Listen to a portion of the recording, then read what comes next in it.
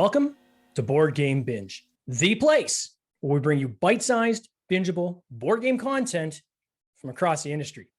I'm your host, James Staley, and in this episode, we're chatting with Josh Horsley, founder of Praetorian Board Games, the makers of CastleScape. CastleScape is a highly strategic deck-building, area-controlled board game, and it launched on Kickstarter this week. It's already almost at its funding goal. Josh, welcome to the Binge. How are you doing? I'm doing fantastic. Thank you very much for having me on. It's a pleasure to be here. Josh, it's great having you. I reached out to you, gosh, it feels like a couple months ago now, at least. I saw this game on one of the Facebook pages or something right away, caught my eye. I'm like, this is a game for me. I want to talk to this guy. I want to get him on the Binge. I want to chat about it. So I'm glad we're able to line up an interview and get you here. And quite frankly, in the week that you launched, which is pretty cool. So let's talk a little bit about your background. So you're actually a software engineer for an electric car company. Is that right? That is correct. Yeah, I work for General Motors and I design battery electric vehicles. If you've seen the teased Hummer, actually, I work on the new GMC electric Hummer for most of my job. So yeah, software engineer, been doing that for a number of years now, been going back and forth. Right after high school, actually, I started working for GM, and then I went full-time at the end of college here, and then worked for Honda for a couple of years, and now I'm back at General Motors. So yeah. That is absolutely crazy. I think for all the guests that we've had, there's often, most people are doing board games in their spare time, right? They're doing it as a hobby, as a way to kind of separate themselves and kind of escape from their day-to-day jobs. This is probably one of the most interesting I've heard of. This is crazy. So are you actually like programming, like how the car drives, or is it more along kind of how the components are working, or what do you do? Yeah, absolutely. So I thank you for calling my job interesting. I look at it, Excel spreadsheets and code all day, so that's a nice, refreshing take on it. But yeah, so what I primarily do, I am unfortunately the guy that if your car gets all those lights on the dashboard that says something's wrong with your vehicle, I'm the guy that tells the car to put those lights up there. I do diagnostics work, so it's really fun. It's a great job, and I really do enjoy it. But I am the guy who says, all right, this battery isn't working properly, and we need to tell the customer that they have to take it in to get repaired. So necessary service. Can't say I am the most liked guy in the industry, but so next time, for all of our listeners, if you're driving a GM vehicle and you see your dashboard light up all these lights, it's like, Josh, no! Just please don't send your requests right to me. They're playing their CastleScape that night, just tossing the dice or playing the cards extra hard. And yeah, exactly. That's super crazy. And then, so how long have you been playing board games? Is this like kind of something you've been doing your whole life, or? Yeah, so I started playing board games when I was about 5 or 6 years old. I played a lot of Monopoly back in those days, and I also played Risk. I eventually got into like Catan around the time I turned 12 or so. One of my friends was like, I got this really cool new board game, Catan. This was back in whatever it was, 07, 08, something like that. Yeah. And then it kind of really just folded into really finding more games, more fun things. And I didn't really get into the hobby until I was probably 15, 16, somewhere around there. But it just kind of rolled in from there, and it's been going ever since. It's been really fun. Never ceases to amaze me the number of people that I talk to that Catan has really been, I say Catan because I'm in Canada. I got a funny accent. Catan, tomato, tomato. But the number of people that actually see that as kind of the gateway game, right? That's the one that got them into the hobby. You know, most people have played Monopoly or Risk or the classics when they're younger, but getting into what I call the hobby, right? So the indie side of board games and really kind of exploring different mechanics and really, kind of going deep down a rabbit hole. For a lot of people, Catan is kind of the one that kicked that off. So I would say I'm probably more recently one of the ones that Catan was a gateway game for me. I'd been playing board games my whole life and, creating my own games my whole life, but it wasn't me kind of coming back into the indie industry until I started playing Catan, and which I mean, it's banned from our house. We don't play Catan anymore. It's been played to death. We got all the expansions, and like Catan will rarely come out at this point, but it certainly got us there, which I really appreciate and I think is really cool. And it really opens your eyes up to different mechanics and how board games aren't just pieces going around a circle on a square board, but there really is so many more things that you can create and adapt. And as more games are coming out, You see newer games building on the generation that came just before it. And then I'm sure, your game will be an inspiration for someone that's making their game, and they may adapt a mechanic that you're using and reskin it and redevelop it and, combine it with something else. And that's kind of cool to kind of see this thing grow. I really hope so. Yeah, absolutely. Now, CastleScape itself, when did you come up with this idea for CastleScape? When did this kind of come to fruition? Yeah, so back in late 2016, my wife and I had just moved. She was going to a master's program. Yeah. I was actually working remotely at the time. And in my spare time, I was just like, I've always wanted to play a board game where you actually build a castle. So a lot of the inspiration from this game, I'm not sure if you're familiar with it, but Age of Empires 2 was a computer game that I played a ton growing up. And my favorite strategy in that game was always to build castles and put tons of walls around them. Yeah. It was just a really fun, like, turtling strategy. And so I took that and I really wanted to turn that into a board game. I just wanted to build long stretches of walls and kind of wall areas off. So I took that, I ran with it. First couple iterations of the game weren't really any good, to be honest, but we quickly kind of figured out that deck building was just a really natural companion to the area control aspect, and it really kind of just took off from there. So that was back in 2016, which I believe December of 2016, so 4.5 years ago. It's been a long time in coming, but when you're a software engineer for your full-time job and then you've got your side hobby, it definitely can take a while, especially when you try to design a deck builder. Very hard for a first-time designer. I'll just throw it out there, but I've learned a lot, and it's been an awesome journey.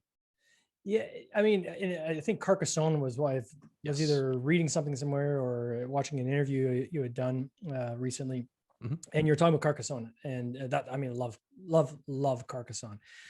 Funny thing is, I have the game still in the shrink wrap. We actually play it on the computer, right? Or we'll play it on like the Xbox, because a lot of the scoring and stuff like that is done automated for us. I absolutely love it, and that was one of the first games I thought of when I saw your game. This idea of kind of building castle walls, and then when you kind of finish off the wall, then whoever has the most influence in that area then kind of claims that castle. Was that some of the genesis for this, kind of building it in as you kind of combine the deck builder with the area control? Or Absolutely. So basically, this game, I really wanted to create the game. So the inspiration was the castle walls, obviously, but what I really wanted to create was a game about building a castle that was similar to Dominion. Except in Dominion, you frequently have to buy these cards for points that just go into your deck. They're dead cards. Whenever you draw them, it stinks to draw them. I was like, you know what? I want to actually be building something with those cards. And then I took Carcassonne and it's kind of roads and placing meeples on city tiles and trying to finish off cities yourself. I kind of took that idea and I ran with that to really fold the two games together, so Dominion and Carcassonne. And I also took some small inspiration from Clank as well. So during the game of CastleScape, you're building this castle area, but you also have the opportunity to do things that are let's say a little shady, like not very ethical. And so you can get these negative stats called infamy and corruption. And so periodically over the course of the game, the king comes to take inspections of his castle, and he will, based on how much infamy and corruption you have, you'll lose influence that you've garnered on the game board. So I really tried to take Carcassonne, but it's put your meeples on, pull them off kind of thing as you're walling off area. And it turned into this really just strategic kind of head-to-head, but indirect conflict sort of thing. But I really wanted to give players the opportunity to interact heavily on a central game board in a deck builder. Something I've said in a few other interviews, maybe the one you referenced as well, is that I don't have many deck builders, at least in my collection or that I've played, that are not a solitaire style experience where I'm playing my game, you're playing your game. They might interact a little bit, but for the most part, it's just, oh, you took that action first, or maybe you added a negative card to my deck, whatever the case may be. In this case, I really wanted the focus to be on the game board, building the castle walls, me going head to head with you and trying to outsmart you and just be clever, outmaneuver you, that sort of thing, and give players the satisfaction of being able to do that with their opponents rather than just, I built my deck the best and my deck is just the best at the end of the game. Yeah. When did you have your first working prototype where you've got did it involve Lego pieces, like 2x2 Lego pieces for your castle wall? Like when did that happen? How far back was the actual first Good one? question. So I started designing this game in December 2016. And in December of 2016, I had my very first prototype, which is nothing like the game it is now. It looked a lot like Candyland, I'll say. But basically, I have always been kind of I have an idea, I'm just going to run for it. I start drawing on cards, like just everything is by hand. Then I usually go to PowerPoint once I've kind of got a good idea of how I want things to work out. The actual game itself, I used little wooden cubes actually to start, just to represent a wall. Yep. What I've learned through my years of designing is you don't have to have the final product or anything even remotely close to the final product when you're prototyping. No. What you really want to do is you just want to get your ideas on paper, figure out if they work. And if they do work, great, run with that. Then you can start to refine. But what I've seen a lot of designers do through the years is they just really try to have a perfect product the first go around, and they waste a ton of time doing it. And at the end of the day, you lose a lot of your time and sometimes even a lot of your just like emotional investment. You were so emotionally invested in that first prototype that you don't have the desire to keep going after you've done that a few times. So start easy, start small, little wooden cubes. And then eventually I got a little more clever and 3D modeled my own piece. And I have a 3D printer, so I make a lot of my own pieces, and a lot of my games that I'm designing are pretty tactile. So I try to incorporate the 3D printing into it as much as I can. But what came first, the 3D printer or the game? Did you get the 3D printer as a result of getting into prototyping, or? I got the 3D printer as a Christmas present from my wife and both families in 2018, I believe. Nice. Either 2017 or 2018. Yeah. And from there, I just went crazy. Yeah, I think it's great advice you give, I think, on the prototyping. And I often tell people this, that you can make a prototype with paper, scissors, stuff from your local dollar store, right? You don't have to go crazy. You would be surprised at what you can actually get from your local dollar store, right? So if you need to have like gems, I mean, you can find stuff at your local dollar store like for cents, right? If you want to have like gems in your game, you're looking for cubes and things like this. What I try to lean towards though is make it as much of a tactile experience as you can, right? So the graphics don't have to be finalized. You can use clip art or whatever you can find online, like literally just copy and paste stuff off the internet. It's just a prototype anyways that you're using for playtesting. Yep. But the more you can have things that are actually tactile, right? So if you're going to cut out little cards, if you can get sleeves, right? So like I know Sleeve Kings, for instance, they do every size of sleeve you can think of. If you can get sleeves and sleeve those cards that you print off, the tactile feel of them is going to be much better as you're playing. It's going to feel more like a real game, right? Cubes, like you're saying. So instead of doing like little cutouts of paper to say this is your castle wall, having a physical cube, you could even use a penny, whatever, but something tactile you can put there to kind of build that, I think helps people in their mind visualize it. Not everybody's good at visualizing what something will be. Often people can only see what is in front of them. And, I know as a designer, and I know a lot of designers out there, that's some of the frustrations they have, right? When they're trying to explain something to someone to get them to play test it, and the person can't get past what they're looking at. They can't see past that and see what it's going to be. So the more you can help along with that, I think the better, for sure. I wholeheartedly agree. Yeah. Yeah. So let's talk about the game. For the people that are watching, I'm going to share my screen so they can see the Kickstarter page. Just right off the top, congratulations on where you're at. So this is what, day 3 now of your campaign, I believe, right? Yeah, we crossed over into day 3 6-7 hours ago. Yep. Okay. So for my last count, you were just over 20. I'm gonna put this in Canadian dollars because it always sounds bigger. No problem. Over $20,000 funded on a $24,000 target. Still 21 days to go. It's just math at this point. The math is actually pretty consistent in Kickstarter, and usually your last 2 days is going to be at least 50% of what your first 2 days were. So based on straight math, it's not a question whether this is going to fund. It is going to fund. I mean, there's no doubt about that. It's just how far beyond your target you're going to go. I'm excited because I've already backed this game. I backed this game on day 1. Anytime I can see, play with Lego or castle pieces, I'm in, right? So I was in right out of the gate. And thank you. no worries. And I got excited though when I saw like how far along you are, because I know I'm going to get this game, which was pretty exciting. So, can you walk us through kind of how you play this game? So as I scroll past, we've got kind of the opening screen on the Kickstarter page is there's, the board, which is like a grid, right? To build your castles on. You've got cards off to the side, player boards and so forth. Just kind of walk us through kind of how this game kind of comes together. Yeah. So what you'll see on the Kickstarter page there, and I'd also just love to preface and say, we had a very talented videographer put together our little 2-minute intro video. If you want to see basically how the game works in 2 minutes or less, watch that video. He did a stellar job, and I could not be happier with it. But as far as the campaign itself, the basics of the game are actually pretty simple. The board that you see in front of you starts with a single wall on it, and it's the construction site for the king's castle. He wants you to build a magnificent castle that'll span the ages. And along the way, you'll earn renown for doing so, but only one guild can reap the rewards. So the player with the highest renown at the end of the game is going to be victorious.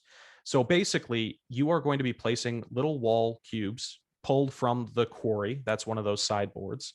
And those wall cubes are going to go onto the game board, and they're going to wall off those areas. Each player also has a bunch of little wooden cubes that represents your guild's recruits. You're going to take those recruits, you're going to place them on the game board. Those represent your guild's influence being exerted on the different areas of the game board as it's being built. So it's not necessarily who builds the castle, it's who gets to claim credit for building the castle that the king is ultimately going to reward. So based on where you put your recruits, it can very easily influence who's actually going to win the game. But if you're the one who's building the walls, you get to determine where the actual baileys are built. So you can kind of maneuver around your opponent's recruits. So you've got this kind of dueling fates thing here where you've got walls and recruits. You also have the traditional gold mechanic in a lot of deck builders where you buy cards, you add them to your deck, and they do a variety of things.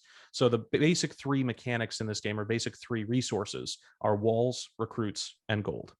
And one of the primary strategies is to get your recruits on top of the castle walls. So whenever you're placing recruits on the game board, they must be placed on the ground. And basically they're building the castle. And so whenever you place a wall piece on the spot where they exist already, they get put up on top of the castle wall. Any guild recruit who's on the ground is only worth 1 influence. Any recruit that's on a wall is 2 influence. So you're really incentivized to get your recruits on top of the walls and kind of wall off around your opponents so that theirs don't end up on top of the walls. It's a lot of my players or playtesters have said it's very chess-like, go-like, very strategic sort of feel. But there's a little bit of randomness introduced based on the cards you draw and how they allow you to place your recruits, place your walls, and buy cards from the deck. So, and I imagine when you're placing your recruits, you're either placing a recruit or you're placing a castle wall, or can you do both on the same turn? You can do both on the same turn. So you're going to play all your cards in your hand, and there's an order. You must place all of your walls first, so that you kind of, if you've already got recruits on the board, you can build in the direction that those recruits are, or you can try and be clever and maneuver around your opponents. Then you replace your recruits. So you're kind of planning for future turns. I think I'm going to build in this direction next turn. Now the board state's going to be completely different by the time it gets to your next turn, because your opponents have a chance to react. But you think you're going to go in this direction. And so it becomes a game of like, you do this. Okay, I've got a good reaction for that. I'm going to do this. I'm going to move your recruits, or I'm going to move my recruits. We're going to play kind of cat and mouse around this board and ultimately see who comes out victorious in the end. So given that you're placing your castle pieces are always placed after you place your recruits. Sorry, your castles first, then your recruits, right? Correct. Yes. Yeah. So then in that case, you're signaling where you're going to be placing next round, right? So the guy goes after you, says, okay, you just placed a recruit there. Obviously he's going to build a castle wall there. So I imagine there's kind of false signaling you would do in this game as well, where you might place a recruit to kind of say, I'm going to go that way, when really you're going to go that way. Is that? There definitely can be. It really depends on how much of a mind game you and your local friend group want to play with each other. It's all mind games, man. It's all mind games. Absolutely. But what some of the really fun things are, So how the score of the game works is the bigger the bailey is, that's the term for an enclosure of a castle. Yep. So the points that you earn for the game are based on how large the baileys are. For every square you enclose inside of your walls, you completely enclose, it's worth a point. So the bigger that bailey is, the more points it's worth. But it also gives all your opponents chances to steal little pieces of it or throw their own recruits in there and try and wall off parts of it or kind of chunk it up. And so a lot of players are like, wow, I'm going to score so many points for this. And then on their opponent's next turn, they're like, you didn't see this. I've got one recruit in there and I'm just going to wall off these 6 little squares. And your bailey's now worth a third of what it was before. And I got those 6 points. Ha. So it's just it's a fun game where people are constantly trying to outthink each other. It sounds like a blast. Now there was, how many hundreds of cards was there? Like, did I read that right? Like you're in the hundreds. 169 cards currently. Yeah. And how many unique pieces of artwork? I think we're at something like 78 pieces of artwork on the cards themselves, plus everything else that went into making the game. So this is quite the investment up front, I would say, I guess. Is that fair to say? You've invested quite a bit just getting to this point? Absolutely. Yes. And that's part of the reason for a $24,000 Canadian goal, because that just represents a significant amount of investment. What I plan on doing with the funds and the proceeds from this Kickstarter is we've got about a third of the art for our cards. All the other art for the game is pretty much finished at this point. Okay. And we've got just like a placeholder coming soon image on the rest of the cards.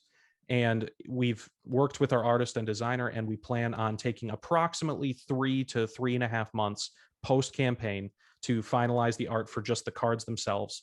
And then we can go to the manufacturer. We've already got tons of quotes. We've got tons, like the mold for the little castle wall pieces and everything all worked out. So we should be able to just take the art, put it on the cards, send it to the manufacturer, and hopefully get it into players' hands relatively quickly. Is there a potential for another stretch goal or even pledge level to be added where someone can get their image on a card? Or so I very much considered that. Yes. So what I tried to do, since this was my first campaign, I didn't want a logistical nightmare. I very much considered adding pledge goals like that. Mm-hmm. I didn't want to bog down the campaign in them, though it could have just made it more exciting. You never know. So what I might end up doing is I might talk and send out an update or something, seeing if anyone's interested in that sort of pledge goal. But that's a good recommendation. People love being memorialized in games, I tell you. So talk a little bit about this campaign going into it. So what's some of the marketing that you did to kind of build the word on this? Yeah, so I have, to be honest with you, I started with this game 4.5 years ago. Mm-hmm. I started following Facebook groups about 3.5 years ago. Yeah. And I am one of those people that has pretty thick skin. I can have people tell me something I'm working on is garbage, and I'm okay with that because I know that I can work through it and make it better because of their feedback. So I started posting about this way long ago. And like I said, it was kind of Candylandish. Yeah. My first board was honestly just red and yellow and green and blue squares, I believe. And it was horrible looking. Horrible. I believe my first post, I got, I don't know, 200 people telling me, oh my gosh, you need to change this so much. And it's like, okay, I got it after the first 10 people, but but what that allowed me to do is taking feedback like that and rolling it into the next thing. All right, here's my next rendition. I tried to make it better. What do you think? Okay, I changed this. I made it better. What do you think? Over time, that has really snowballed into now whenever I post in some of those Facebook groups, I get 50 to 200 people that will like or comment on my posts. And they're like, oh my gosh, this looks amazing, or you really should look at changing this. And not only has that generated kind of a culture of people that really want my game because they've had kind of say in it all along the way, and I've been incorporating all their feedback, but what it's really allowed me to do is also make their stuff part of the game itself.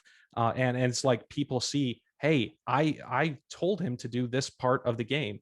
I think one of your recent guests on the show was JT Smith. Mm-hmm. He actually, just a little shout out, he said a few things on a couple of my posts way back about how beautiful the box art was.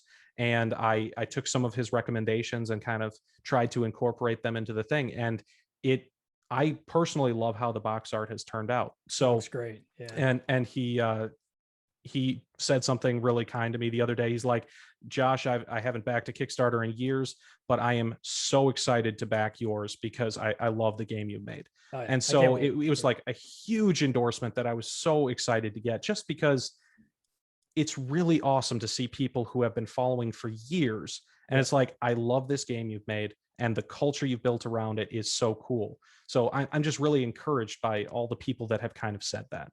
And that was a lot of the people that were my day one backers, were just those people that have constantly been liking and commenting and talking through this whole thing with me. So you've built out this community on Facebook, which I would call almost like grassroots, right? You literally just posting over the past 3 years and so forth, and engaging with people, which I encourage most people to do.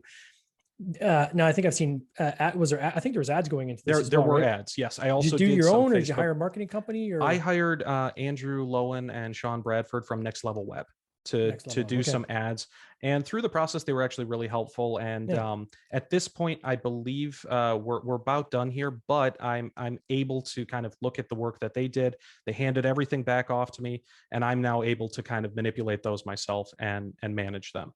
So it was a great relationship. And so we did a fair amount of ads kind of leading up to the Kickstarter, and then a few ads during the first couple days here. And we might start doing them again after we fund, but generally until you funded, the ads are not as effective. So that's just kind of where we're at this point, trying to get the grassroots over that last 20% or so to fund the game, and then we'll probably turn the ads back on. And now I noticed you talk about you're going to, collect your shipping, in the pledge. Who are you using as a pledge manager? Who's your pledge manager? So right now I am planning on using BackerKit for the pledge manager. Yep. Very good. I have also considered GameFound. There's a few differences between the two, and without going into it too much, BackerKit has a little more support for the game. So if you're doing a really small game and you don't mind handling like customer complaints yourself, GameFound can be great.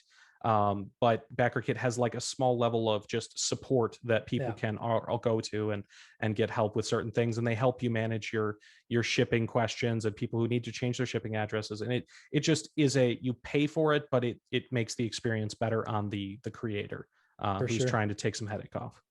And then I noticed that you are collecting the VAT during your pledge manager. So this is something that a lot of publishers are going through right now, where you've had these changes in the European Union and the UK. We've talked ad nauseum about this on the podcast, but a lot of people are kind of caught in between, right? They were running their campaigns kind of around now, and as the legislation is changing. So I'm starting to see more publishers do this, and you're another case of this, is saying, you know what?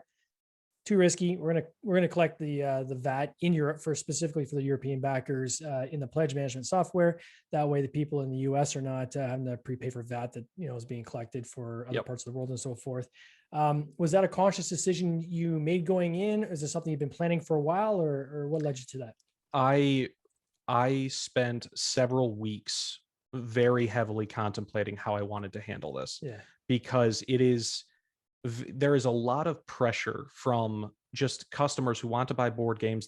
No one likes to be tacked on a big shipping kind of thing at the end. Like, everyone just wants to pay for the board game and then get their board game and be done with it. And I personally would love that as well. But right now, just with the state of the world, with changing Brexit EU laws for VAT taxes and everything, I made the conscious decision that yes, this might potentially hurt sales on the Kickstarter, but I also want to be able to produce future games, and I don't want to make a mistake now and say, I'm going to charge everyone in the EU $15. I'll absorb all the VAT costs and we'll make the game. That could potentially prevent me from making games in the future. And I have a lot of exciting kind of expansion ideas for this game, and I really want to be able to make those down the road. So I'm trying to take the safest route that still allows me to deliver the game to everyone without too much headache along the way, kind of thing.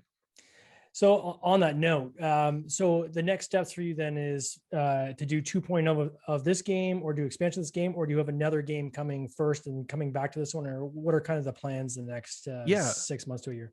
Yeah, so that's a great question. Ideally, my hope here is that we can get this game into backers' hands by June of 2022, so about a year from now. Yeah. And I would love to, around the same time, launch a follow-up campaign, potentially a reprint of the first edition here, maybe a second edition, something like that, if there's enough kind of people that want it. And I also want to offer an expansion pack with it. So, or potentially two. I have quite a few ideas that are in development. And as you might imagine, when you're building a castle, there's a lot of things that go into a castle. There's towers, there's castle gates, there's walls, banners, flags, you can have soldiers, all of those things. So I have a lot of those ideas in the works right now, and I really want to launch a campaign in about a year for CastleScape.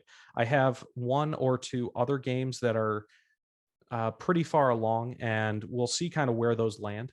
But I'm anticipating that my next game will be an expansion and follow up for CastleScape itself. That's awesome. Josh, I just wish you the all the best of success on this campaign. I can't wait to get the game myself. I love building stuff. I love castles. I love Lego. I love all this kind of stuff. So this has hit the sweet spot for, I think, a lot of people like myself that kind of geek out over this.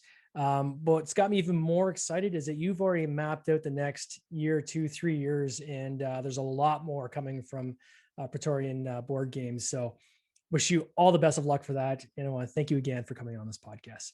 Thank you so much for having me. I'm glad you're excited. I'm extremely excited, and I hope other people will be as well. So thank you so much. And it's been a pleasure to talk to you. Take care. Cheers. Cheers. This has been an episode of the Board Game Binge podcast, hosted by James Staley, produced by James Staley and Mike Bruner, with original music by Nick Smith. If you would like to watch these interviews live, simply join the Facebook group Board Game Binge, and you'll get access to live interviews, giveaways, and interesting board game content from across the industry. I can't wait for you to join us. See you next time.